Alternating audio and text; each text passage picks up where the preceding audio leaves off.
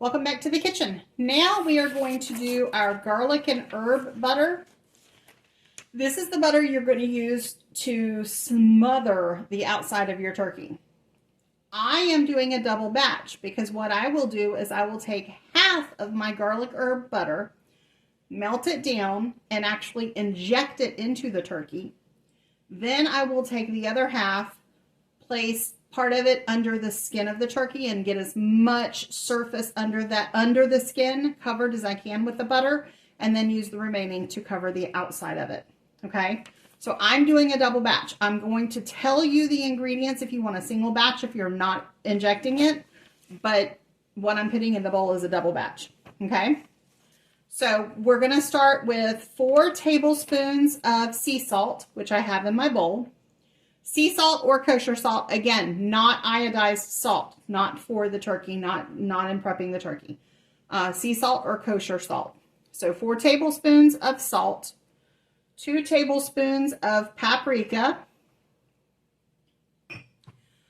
2 tablespoons of basil, 2 tablespoons of oregano, 2 tablespoons of thyme. Notice the pattern there.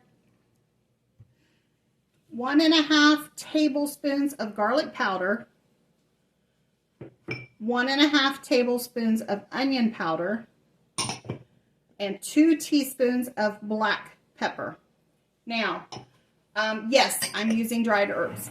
I am using dried herbs because, again, I'm going to put this, melt it down and put it in my injector. And if I use fresh herbs for this, then the fresh herbs will just clog up that injector. It will not work. So I'm using dried herbs for this. Now, I'm going to go back a little bit and talk about the brine. The brine, I use fresh herbs, and it is better. It does make a difference. If you can't find fresh herbs, use the dried.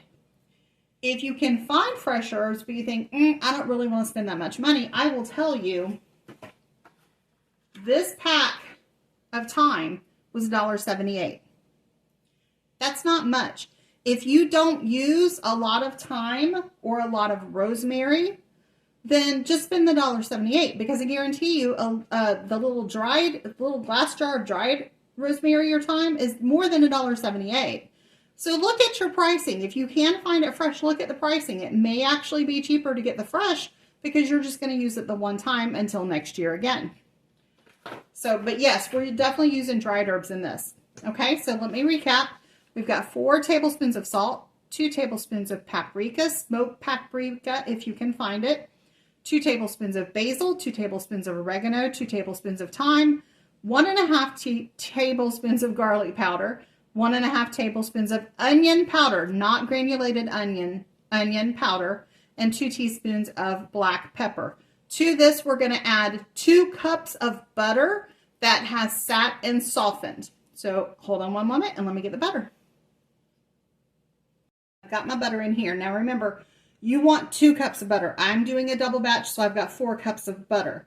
If you're going to do a double batch, then do the 4 cups. Remember, I'm melting this down so I can inject, or half of it down so I can inject it with the turkey. And then I'm using the other half to go under the skin of the turkey and then coat the outside of the turkey. Okay, I'm going to blend it real well, and I'll be right back.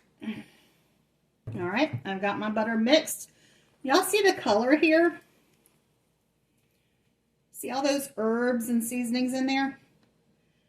Color means flavor, y'all.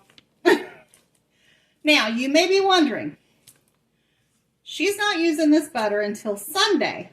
And like I told you earlier, it is Friday. Friday afternoon. Why am I making this now? I want to give the butter and the herbs and all the seasonings time to kind of blend together. The longer you can let this just sit, and I'm going to put the lid on this bowl and put it in the refrigerator, and the longer you can let it sit and kind of marinate together, the more your flavors will meld together.